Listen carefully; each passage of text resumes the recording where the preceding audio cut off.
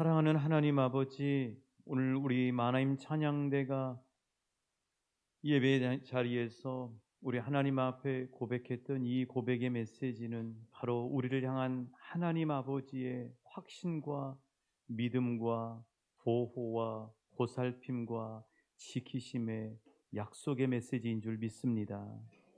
주님, 저희들은 하나님을 알고 믿음의 형제자매들을 만나서 이렇게 외로움을 달래고 하나님이 주신 최고의 은혜와 위로를 받는데, 오늘 이 코로나의 어려운 상황 속에서 외로운 이들이 너무나 많습니다. 고독한 이들이 너무나 많습니다. 힘겹게 아무것도 이야기하지 못하고 혼자 온 몸뚱이로 겸대하는 수많은 이들이 있습니다. 주님, 천군 천사를 동원해서 우리 만화임 찬양대가 하나님 앞에 고백했던 이 메아리가 그들께 귓가에 들리게 하여 주시옵소서. 그래서 그들의 모든 것들을 회복하실 수 있는 하나님의 무한하신 사랑을 깨닫게 하여 주옵시고, 하나님 때문에 죽자가 아니라 살자 하고 다시 두 손을 불끈 쥐고 이 땅에서 참으로 소중한 인생의 삶을 살아갈 수 있도록 주님 회복시켜 주시고 함께하여 주옵소서. 오늘 또 주의 몸된 진리의 전에서 선포되는 말씀과 찬양이 하나님 교회 울타리를 넘어 마을과 지역과 삶의 자리로 나아가 수많은 위로와 그리고 소망을 갖길 원하는 이들에게 전달되고 증거될 수 있도록 성령님 역사해 주시고 함께하여 주옵소서. 저희들 하나님 말씀 듣기를 원합니다. 겸손하게 하시고 베레아 성도님들처럼 간절한 마음으로 주의 음성 듣게 하여 주옵소서. 그리고 이 말이 사람의 말이 아니라 묵직하시고 능력 있는 하나님의 말씀으로 우리의 가슴에 파고들게 역사하여 주옵소서. 우리의 삶의 수많은 골리앗들을 오늘 들은 말씀을 통하여 무찌르게 하여 주옵시고, 십자가로 승리하신 예수의 능력이 우리 것 되게 역사하여 주옵소서. 감사하오며 우리에게 다 주시기까지 사랑하신 사랑이 많으신 우리 주 예수 그리스도의 이름으로 감사하며 기도하옵나이다. 아멘. 주님 이름으로 축복합니다. 네. 아이고.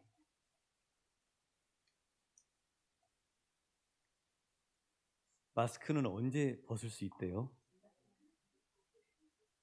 정말 2달만 이렇게 우리가 좀 지나면, 아니 2주만 지나면 코로나가 끝날 거라고 했는데 벌써 이렇게 1년 6개월이 이상 오고 말았습니다. 이제는 뭐 달력 숫자 세는 것도 세고 싶지 않은 이제 그런 상황인데요.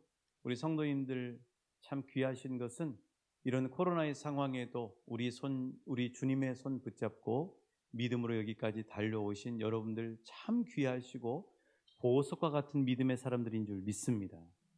보석과 같은 믿음의 사람들이에요. 그런데 이제 분명한 거는 성경에 의하면 말세가 가까우면 지구가 살기가 힘들어지고, 그리고 많은 사람들이 믿음에서 떠난다고 그랬어요. 렘넌트, 소수, 그 다음에 적은 사람들이 구원받는다고 그랬거든요. 이 사실을 꼭 명심하시고 세상에 흘러가는 물줄기를 바라보는 것이 아니라 성경 안에 흐르는 구원의 물줄기를 타고 하나님이 주시는 생명의 길로 가시는 우리 한 분 한 분 성도님들과 여러분의 자녀들, 가정과 가문, 우리 조국 되실 수 있기를 주님의 이름으로 축복합니다. 그래서 믿음 생활이라고 하는 게 뭐냐면요, 믿음 생활은 영적 싸움이에요. 영적 싸움. 바울이 이 얘기를 한 거죠. 에베소서 6장 12절 말씀에 바울은 믿음 생활을 뭐라고 했냐면, 따라해 주시겠어요? 우리의 씨름은. 자, 말씀을 한번 같이 읽어보실게요. 에베소서 6장 12절입니다. 우리 같이 읽어보실게요. 시작. 우리의 씨름은 혈과 육을 상대하는 것이 아니 통치자들과 권세들과 이 어두움의 세상 주관자들과 하늘에 있는 악의 영들을 상대해요. 그렇죠. 그대로 두시고 뭐라고 얘기했냐면 믿음 생활은 싸움이에요. 영적 싸움. 그래서 씨름이라고 얘기한 거예요. 그리고 누구하고 싸움이라고 얘기했어요? 악한 영들과의 싸움. 악한 영들이 누구예요? 사탄만. 예수를 믿기 시작하면, 구원의 길에 발을 내딛기 시작하면 우리는 그냥 사는 게 아니라 씨름하고 싸우는 거예요. 영적인 싸움이라고요.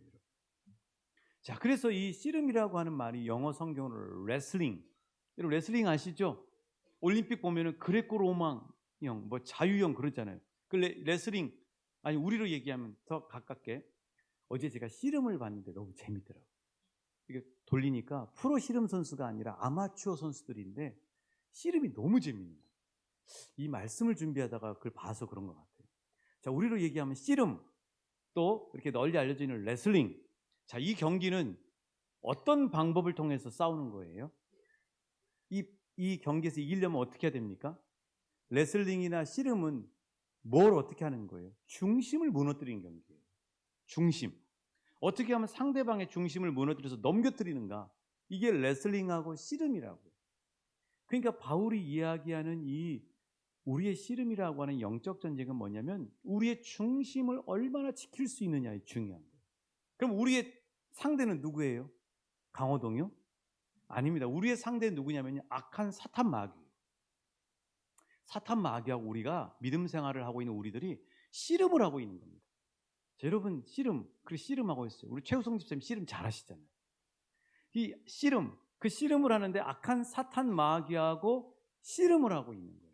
근데 악한 사탄 마귀하고 우리하고 뭘 잃어버리고 뭘 잡으려고 하는 싸움이라고요? 따라해 주시죠. 중심. 믿음의 중심이에요. 믿음의 중심. 중심을 잡으시오. 중심을 잃어버리시면 돼요. 이 마귀가 얼마나 겁이 없는지 세상에 누구한테 씨름을 했냐면 예수님하고 씨름을 한 겁니다. 예수님하고 어디서 씨름했어요? 라스베가스 특설링에서 한 게 아니고요. 저 유대 광야라고 하는 곳에서 했습니다. 예수님이 세례를 딱 받으시고 공생의 사역에 취임을 하셨어요. 취임을 하시자마자 이제 사역을 하시려고 하는 예수님께 누가 나타났다고요? 사탄 마귀가 나타났어요. 그리고 예수님한테 한다는 게 뭐예요? 씨름 한번 해보자는 거예요. 예수님의 중심을 무너뜨려서 예수님을 초판부터 넘어뜨려 버리려고 했던 거예요. 근데 누가 이겼어요? 예수님이 이겼죠. 마귀는 예수님 앞에 KO패를 당하고 말았어요. 마귀는 예수님을 이길 수가 없어요. 예수님은 능력의 주님이시거든요. 자, 그래서 우리의 믿음 생활은 씨름이에요. 영적 씨름. 자, 그럼 여러분 추석 명절 안녕하셨습니까? 여러분 요새 어떤 씨름을 하시겠어요? 자, 우리가 돋보기를 쓰시는데 우리의 그 영적인 돋보기로 한번 지금 우리가 씨름하고 있는 일과 문제가 뭔지 한번 봐보세요. 꼭 사탄 마귀는 어떻게 하냐면 숨어서 공격을 하거든요. 그러니까 그 일과 문제만 보시지 마시고 이 시간에 영적인 돋보기로 지금 저와 여러분이 씨름하고 있는 그 문제와 일을 한번 샅샅이 봐보세요. 그러면 여러분은 뭘 찾을 수 있냐면 그 뒤에 사탄 마귀가 숨어 있음을 보게 될 거예요. 사탄 마귀가 안다리 걸기나 밭다리 걸기로 우리를 걸려고 하고 있는지도 몰라요. 자, 지금 요즘 나는 어떤 문제로 씨름하고 있는지.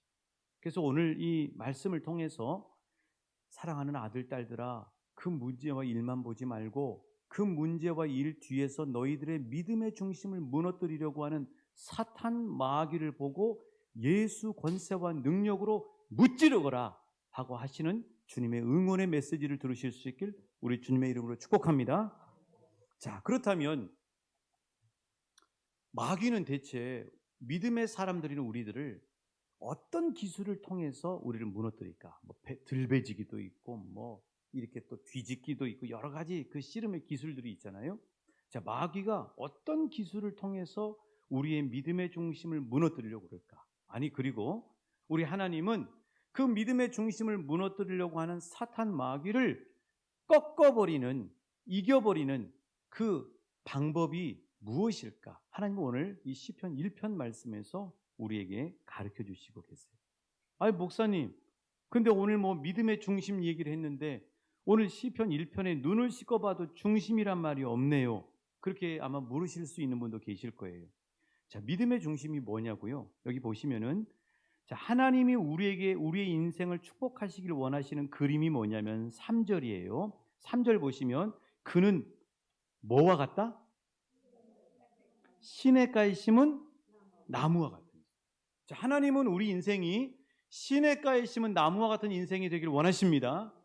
그런데 사탄 마귀는 우리를 믿음의 중심을 무너뜨려서 어떤 인생으로 만들려고 그러냐면 4절에 보세요. 바람에 나는 겨라고 보이십니까? 바람에 나는 겨. 사탄 마귀는 우리를 바람에 나는 겨와 같은 인생으로 만들길 원하고요. 그거에 재미 들어서 밥 먹고 하는 짓이 그거예요. 그런데 하나님 아버지는 바람에 나는 겨와 같은 인생이 아니라 우리 인생이 어떤 인생 되길 원하신다고요? 시냇가에 심은 나무와 같은 인생이 되길 원하시는 거예요.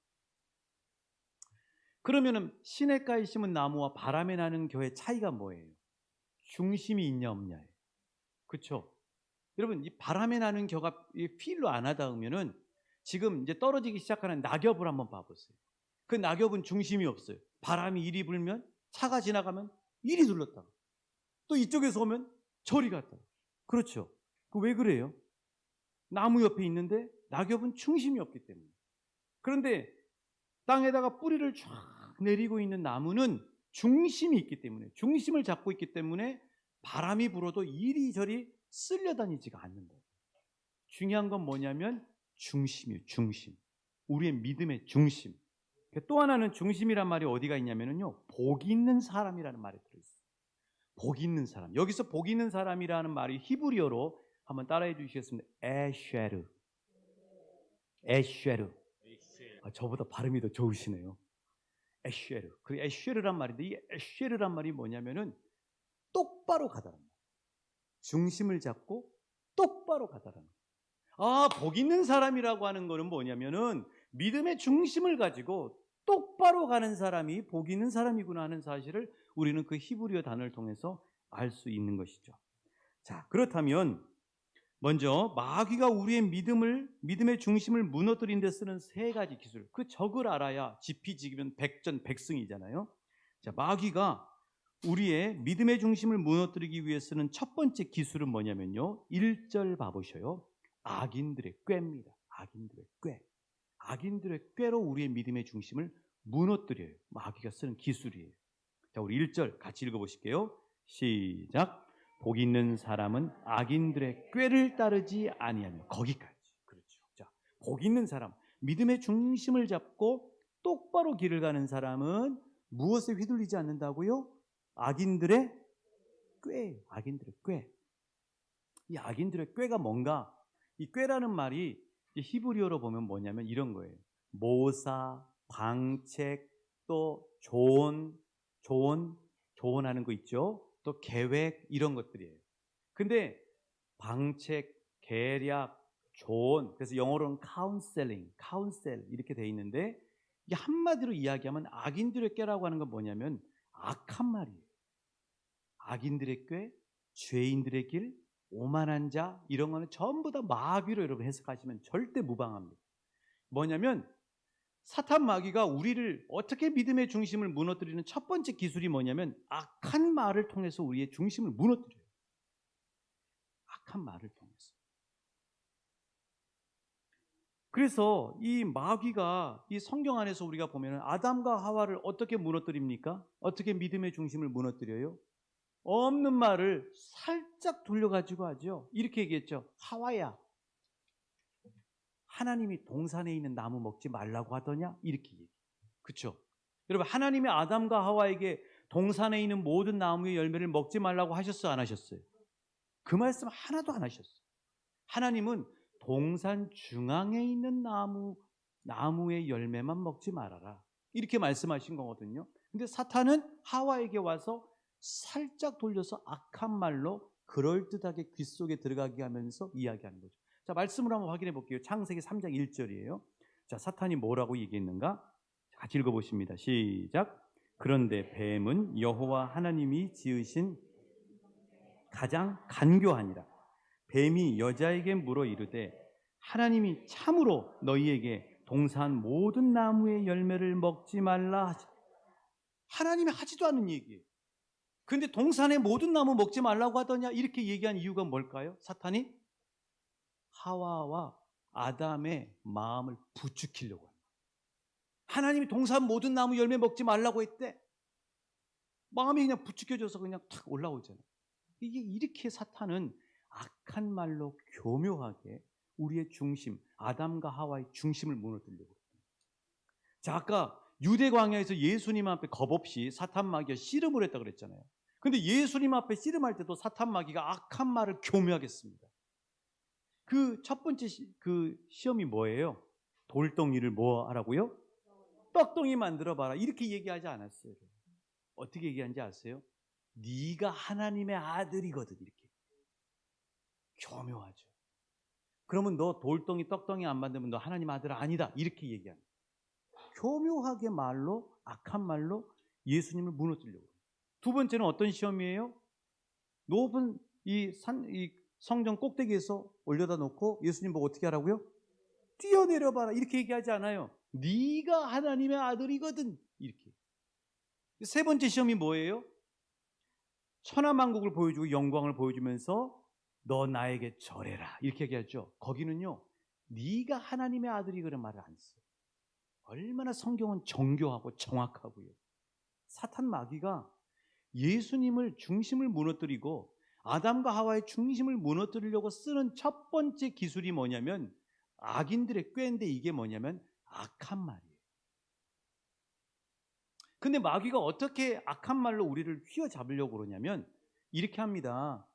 그냥 이 세상의 풍조의 바람에다가 악한 말을 탁 실어놔요. 몰라요. 마치 민들레가 바람에 불어서 홀씨가 막 날아가가지고 어디 떨어져서 거기 민들레가 자라잖아요. 우리 교회도 보면 아스팔트 위가 민들레가 자라잖아요. 그렇죠? 그런 것처럼 이 사탄 마귀가 악한 말을 세상 바람에다가, 세상 풍조라는 바람에다가 슬쩍 집어넣는 거예요. 그래가지고 그게 막 날아다니다가 우리가 깨어있지 않으면 우리 마음밭에 딱 와가지고 여기서 그냥 있는 것이 아니라 뿌리를 내리기 시작합니다. 그러면서 여기서 자리 잡기 시작해요. 네가 쓸모있다고? 너는 쓸모없는 인간이야? 하고 그 말이 콕 박혀가지고 순간순간 우리를 자존감을 낮게 하고 우리를 뒤흔든다. 이게 사탄 마귀가 하는 거예요. 또 하나 사탄 마귀가 쓰는 방법은 뭐냐면요. 직접 얘기예요. 자살 충동 가운데 있는 사람들은요. 귀 속에다가 사탄 마귀가 계속 얘기해요. 너 죽어! 죽어! 이렇게 사탄 마귀가 계속하는 거죠. 또 하나 사탄 마귀가 쓰는 악한 말을 퍼뜨리는 방법은요. 가룟 유다 같이 사람을 들었어요. 말하기 좋아하고 말 돌리기 좋아하고 말을 하기 좋아하는 사람들을 딱 집어가지고 교회에서도 그렇고요. 가정에서도 그렇고요. 이 사회에서도 그렇고 그런 사람 입에다가 샥 말을 집어넣어가지고 막 전하면서 악한 말을 돌립니다. 그렇게 해서 사람들의 중심을 무너뜨립니다. 여러분 이 나라 정치를 한번 봐보세요. 저는 깜짝 놀랐어요. 그 김대중 대통령이 대통령 하려고 할 때 그때 TV 토론하는 걸 제가 유튜브에서 봤는데요. 수준이 엄청 높아요. 근데 지금 여러분 이 대통령 하겠다고 하는 사람들 봐보세요. 전부 뭔 얘기합니까? 정책 비전 얘기 아무것도 없어요. 지금 이 코로나의 상황에서 이 국가를 운영하는 정책과 비전이 중요해요. 온통 텔레비전 틀면 뭔 얘기하냐면은 중상모략의 얘기만 잔뜩 있어요. 수준이 훨씬 낮아집니다. 여러분 그거 즐기시면 안 돼요. 그거 경고하셔야 돼요. 국가의 이 주권을 가진 국민으로서 제발 그런 정치하지 말라고 정치인들에도 여러분이 경고하셔야 돼요. 여러분. 그거가 즐거운 게 아니거든요. 사탄은 이처럼 악한 말을 국가나 개인이나 가정이나 교회 공동체에 돌려서 믿음의 중심을 잃어버리게 만드는 거죠. 자, 그런데 하나님은 그럴 때 사탄 마귀의 악한 말에 휘둘리지 않고 믿음의 중심을 어떻게 잡는가를 2절에서 이렇게 말씀해 주세요. 2절 우리 가슴에 새기셔야 됩니다. 하나님 주신 꼭 집어넣어 주신 말씀이에요. 2절 시작. 오직 여호와의 율법을 즐거워하여 주야로 묵상하는. 자, 좌우 옆 사람에게 축복합니다. 오직 여호와의 율법을 즐거워하시고 그 율법을 주야로 묵상하십시오. 자, 묵상이 먼저 오늘 목회단상에다가 재밌게 여러분에게 올려드렸어요. 여러분 꼭 읽으시길 바래요. 자, 그러니까 중심을 무너뜨리는 악한 말로 중심을 무너뜨리려고 하는 사탄 마귀의 말에 휘둘릴 것인가, 아니면은 믿음의 중심을 잡을 것인가는 어디에 달려 있냐면 악한 그 말에 내가 허용하고 휘둘리지 않고 중심을 잡으려면 여호와의 말씀을 잡으셔야 돼요. 여호와의 말씀에 사로잡히셔야 돼요. 여호와의 말씀에 사로잡히시길 주님의 이름으로 축복합니다. 여러분의 가정이 여호와의 말씀에 사로잡히길 축복합니다. 우리 왕춘교회가 여호와의 말씀이 지배하는 교회가 되길 소망합니다. 우리 대한민국이 여호와의 말씀으로 정책 대결을 하고 비전 대결을 하는 그런 수준 높은 정치가 펼쳐지길 우리 주님의 권세와 말씀으로 대한민국을 축복합니다. 여호와의 말씀을 잡으셔야 돼요. 그래야 말에 휘둘리지가 않아요. 사탄 마귀의 악한 말에 휘둘리지 않는다고요. 자, 사진은 보여드릴게요. 여러분, 고추 농사 지으시잖아요. 고추 농사 지을 때 중요한 게 뭡니까? 사진 한번 띄워주세요. 자, 저거 뭐 하는 거예요? 지지대를 세우는 거죠? 이거 매우 중요한 일이에요. 그렇죠? 지지대만 세우는 게 아니라 노끈으로 쫙 연결해가지고 고추를 잡아줍니다. 그렇죠? 그러면 이렇게 그 다음 사진 보여주세요. 이렇게 붉은 고추, 풋고추. 배고프네. 붉은 고추, 풋고추가 있잖아요.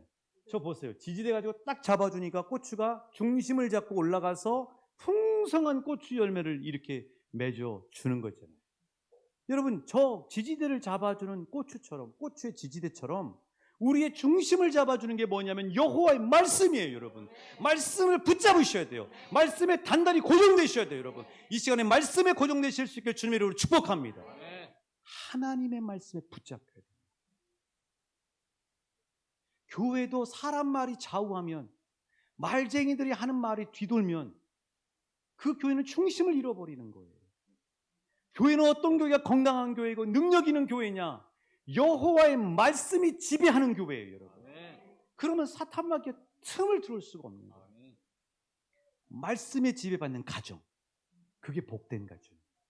말씀에 붙잡혀 있는, 말씀에 이렇게 지지대에 고정되어 있는 인생, 그런 인생이 믿음의 중심을 잡고 복 있는 사람의 축복된 인생이 된다고 말씀하십니다. 아직도 외롭게 홀로 서 계십니까? 자기 생각과 신념과 사람들의 말과 위로를 지지대로 삼고 계십니까? 아닙니다. 하나님은 오직 하나님의 말씀을 지지대로 삼을 때 그 인생과 가정과 교회와 국가가 시냇가에 심은 나무와 같은 형통한 인생이 된다고 말씀하시고 계십니다.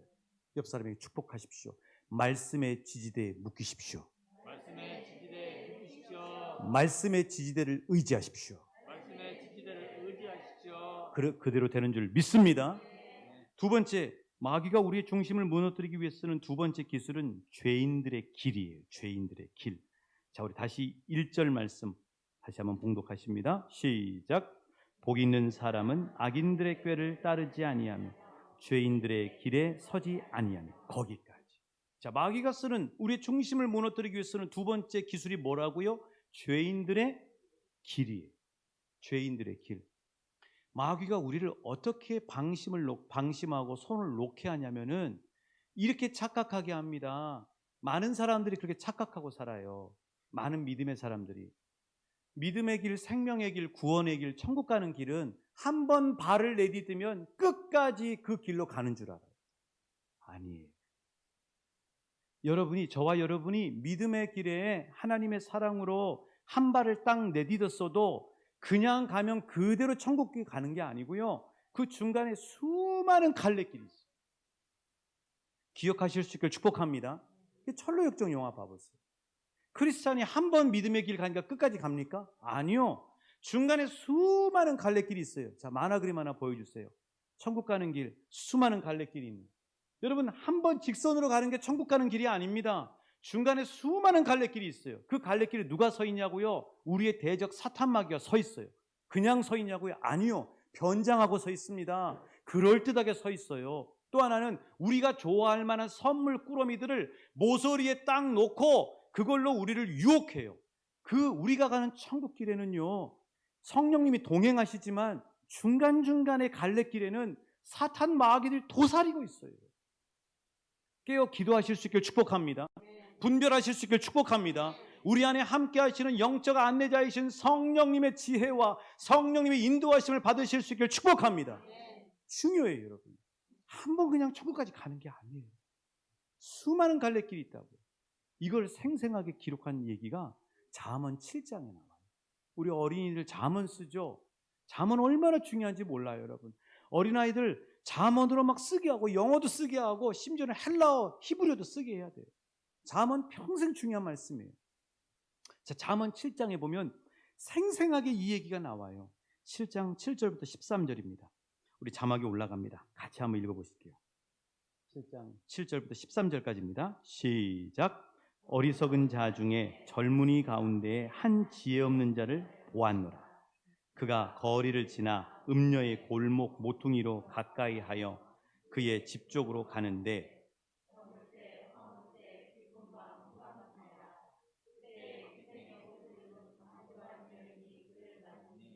그 여인은 떠들며 완락하며 그의 발이 집에 머물지 아니하여 광장 또 모퉁이마다 서서 사람을 기다리는 자라. 그 여인이 그를 붙잡고 입맞추며. 그렇죠, 여러분. 보세요. 광장, 거리, 모퉁이 누가 서 있다고요? 유혹하는 음녀가 서 있는 거예요. 여러분, 그게 사탄 마귀입니다. 근데 이 청년이 그 음녀의 창녀촌을 가려고 했던 게 아니에요. 이 8절에 보시면은 집 쪽으로 갔어요. 집 쪽으로 가다가 모퉁이에서 이 사탄 마귀가 변신한 음녀가 거기 서 있었던 거예요. 유혹하는 거죠. 와서 뽀뽀하고 친한 척하고 온갖 요행을 다 부린 거예요. 그 청년이 안타깝게도 집으로 가야 되는데 그 여인을 따라서 가고 말아요. 이 길이 어떤 길이냐고요? 잠언 7장 22절 23절은 그 길이 어떤 길인지를 얘기해줘요. 황홀하죠. 좋죠. 달콤하게 보이죠. 행복한 것 같이 보이죠. 그런데 그 길이 이런 길이래요. 7장 22절 23절입니다. 시작. 젊은이가 곧 그를 따랐으니 소가 도수장으로 가는 것 같고 미련한 자가 벌을 받으려고 쇠사슬에 매이러 가는 것과 같도다. 필경은 화살이 그 간을 뚫게 되리라. 빨리 그물로 들어가되 그의 생명을 잃어버릴 줄을 알지 못함과 같다. 어떤 길이라고요? 소가 토수장으로 끌려가는 죽음의 길인 거예요. 이 세상에 그런 길이 엄청 많아요, 여러분. 천국에 가는 그 길에 생명길에 발을 내디딘 우리에게도 이런 길이 엄청나게 많아요. 사탄 마귀는 그럴듯하게 그 길이 성공의 길이래. 이 길로 가면 행복해질 수 있대. 이 길로 가면 만족해진대. 이 길로 가면 요즘 쓰는 말로 대박나는 길이래. 그러고 사람들이 그 길로 갑니다. 그런데 그 길이 소가 토수장으로 가는 길이래요. 그 길이 미련한 자가 벌을 받으러 쇠사슬에 매이러 가는 길이래요. 더 적나라하게 얘기했잖아요. 화살이 어디를 뚫어요? 간을 뚫어요. 아이들이 잠언 말씀을 어렸을 때부터 이 말씀을 계속 새겨야 돼요. 얼마나 많은 유혹이 많은데. 그 길은요, 음녀에 따라간 길은 천길 낭떠러지 길이에요. 폭망의 길이라고요. 멸망의 길이에요. 그 길이 엄청 많아요, 이 세상에. 믿음 생활하는 우리에게도 많아요, 여러분. 그 길을 분별하실 수 있기를 축복합니다. 뭐 어떻게 해야 사탄 마귀의 유혹에 중심을 잃지 않고 죄인들이 가는 그 길, 그 멸망의 길로 가지 않고 믿음의 길, 구원의 길, 생명의 길, 천국 길을 갈 수 있느냐? 잠언 7장 24절 25절. 답이 다 나와요. 잠언 7장 24절 25절입니다. 자, 같이 읽습니다. 시작. 내 말을 듣고 내 입의 말에 주의하라. 내 마음이 음녀의 길로 치우치지 말며 그 길에 미혹되지 말지어. 자, 따라하십니다. 이제 아들 딸들아, 내 말을 듣고 내 입의 말에 주목하라. 귀를 쫑긋해라. 여기 주의하라는 말에 카샤브라고 하는 말이 주목하다, 귀를 쫑긋하다란 말이에요. 하나님의 말씀을 주목하셔야 돼요. 하나님의 말에 귀를 쫑긋하셔야 돼요. 그래야 분별할 수가 있어요, 여러분. 믿음의 길, 내가 한번 내딛었다고 천만의 말씀입니다. 천국 가는 그날까지 두렵고 떨리는 마음으로 우리 안에 성령님을 의지하셔야 됩니다. 그리고 세상이 말하는 성공의 길, 행복의 길, 만족의 길, 대박의 길이라고는 이정표를 보시면 안 돼요. 내 말에 주의해야 돼요. 하나님의 말씀의 이정표를 보셔야 돼요, 여러분. 말씀에 이정표가 있는지 없는지를 보시고 가셔야 돼요, 여러분. 말씀의 이정표를 날마다 보시고 가셔야 돼요. 그 길이 안전한 길이고 그 길이 생명이에요. 자, 우리 왕출교에서 서울을 갑니다. 여기서 운전하고 서울 가면 어떻게 가죠? 호남로를 타죠. 그 다음에 익산 IC로 빠집니다. 그렇죠? 그러면 익산 IC 빠지면 여산이 나오죠. 여산 휴게소가 나오죠. 어렸을 때 여산 휴게소에서 호두과자 참 많이 먹었던 기억이 나요.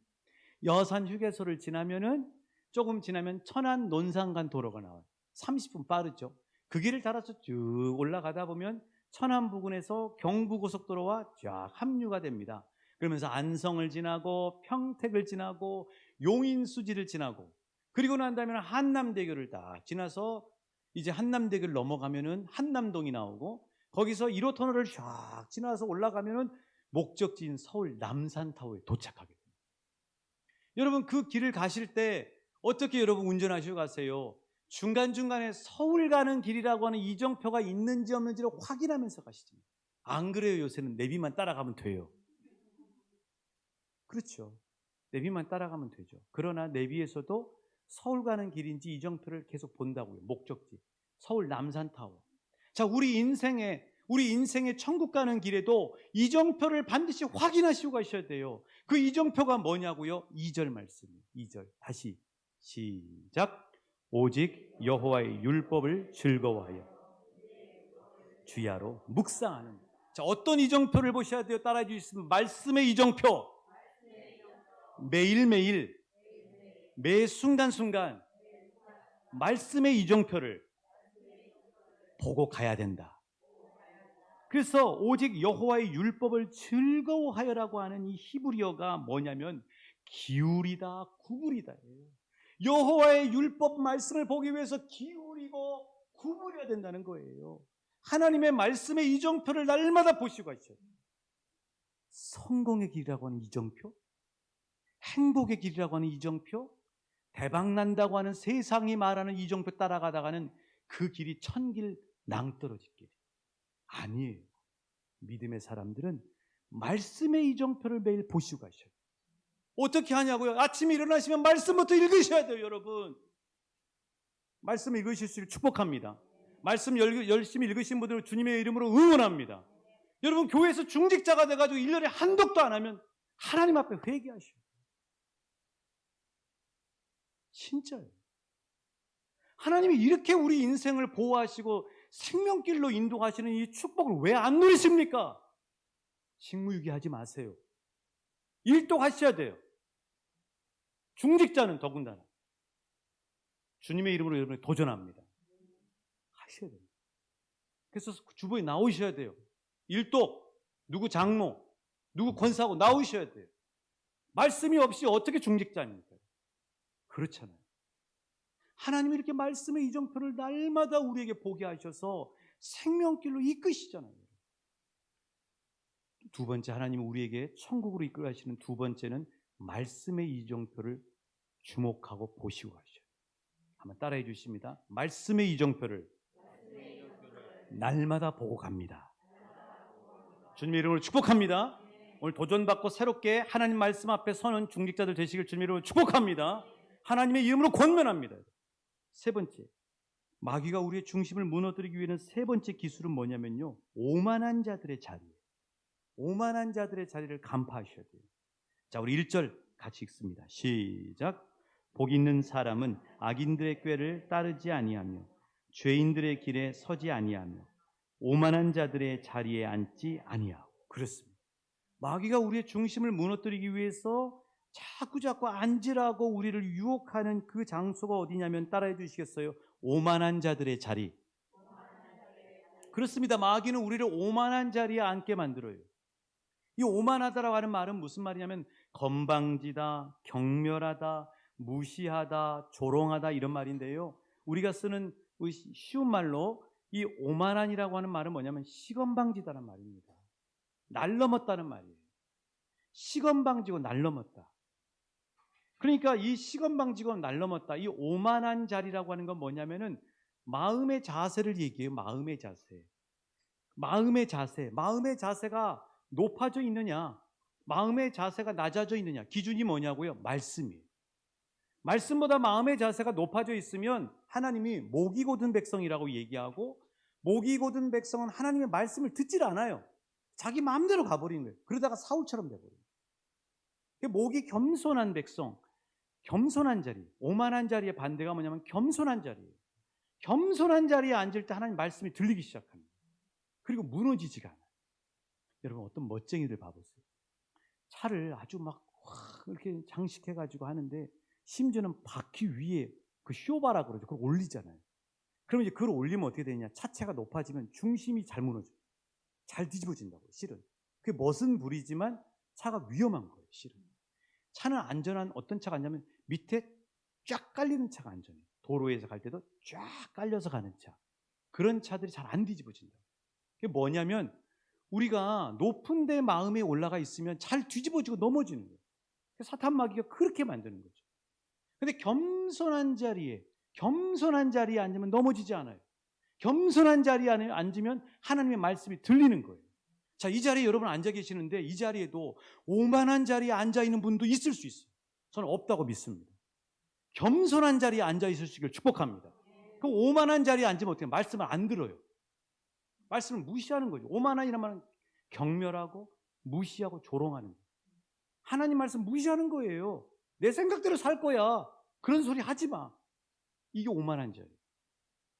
그러니까 말씀을 기준으로 해서 말씀 앞에서 겸손한 자리에 있는가 오만한 자리에 있는가를 점검하셔요. 근데 마귀는 자꾸 우리 마음의 높이를 올려서 오만한 자리에 앉게. 그럼 말씀이 안 들리기 시작하는 거예요. 자, 여러분, 그래서 예수님이 칭찬했던 사람들을 보시면, 막달라 마리아를 볼게요. 막달라 마리아는 마리아, 누가복음 10장 39절이에요. 자, 마리아를 이 좋은 편을 택했으니 빼앗기지 아니하리라고 예수님 칭찬해 주세요. 이 마리아가 왜 칭찬을 받게 됩니까? 자, 우리 말씀 읽어보십니다. 시작. 그에게 마리아라 하는 동생이 있어 주의 발치에 앉아 그의 말씀을 듣던. 자, 한번 따라해 주시겠어요? 주의 발치에 앉아 그의 말씀을 듣더니. 자, 만화 그림 한번 보여주세요. 자, 그림 보시면 이거 말고 이건 씨름하는 거고요. 자, 그림. 자, 보세요. 저기 지금 누가 마리아입니까? 이제 다 마르다 마리아로 가게 생겼네요. 자, 마리아는 저 예수님 발치에 앉아있는 게 분홍색 옷 입은 사람이 마리아예요. 마리아. 주의 발치, 주의 말씀, 주님이 말씀하시는데 말씀에 발치에 앉았기 때문에 칭찬을 받는 거예요. 자, 고넬료, 이방 로마의 백부장이에요. 근데 이 고넬료가 왜 칭찬을 받습니까? 자, 사도행전 10장 25절이에요. 사도행전 10장 25절. 자, 고넬료와 그의 인생과 그의 가정에 성령님이에요. 놀라운 성령의 역사 일어나요. 근데 어떻게 일어나게 됐는가? 사도행전 10장 25절 시작. 마침 베드로가 들어올 때 발 앞에 엎드려 절했기 때문에. 그래서 그 인생이 겸손한 자리에 앉아서 말씀을 들었기 때문에 성령님이 그 중심을 보시고 고넬료뿐만 아니라 그 가정에 임하셔서 그 가정을 축복된 가문으로 만들어 주시게 된 거예요. 겸손한 자리, 주님의 말씀에 발 앞에 앉는. 자, 그럼 이에 비해서요, 예수님 앞에 정말 그 청년 유두고. 자, 유두고는 왜 죽게 됐는가? 사도행전 20장 9절이에요. 이 드로아라고 하는 도시에서 사도 바울이 말씀을 전합니다. 드로아가 어디에 앉았는가 잘 봐보세요. 자, 사도행전 20장 9절입니다. 시작. 유두고라 하는 사도행전 20장 9절 시작.